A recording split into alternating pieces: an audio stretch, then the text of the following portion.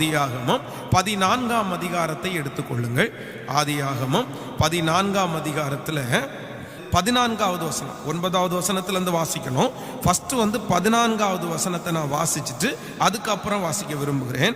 தன் சகோதரன் சிறையாக கொண்டு போகப்பட்டதை ஆபிரகாம் கேள்விப்பட்ட போது அவன் தன் வீட்டிலே பிறந்த கைப்படிந்தவர்களாகிய 318 ஆட்களுக்கும் ஆயுதம் தரிப்பித்து தான் என்னும் ஊர் மட்டும் அவர்களை தொடர்ந்து ராக்காலத்திலே அவனும் அவன் வேலைக்காரரும் பிரிந்து பவுஞ்சுகளாய் அவர்கள் மேல் விழுந்து அவர்களை முறியடித்து தமஸ்குவுக்கு இடதுபுறமாக ஓபா மட்டும் துரத்தி சகல பொருட்களையும் திருப்பி கொண்டு வந்தான்.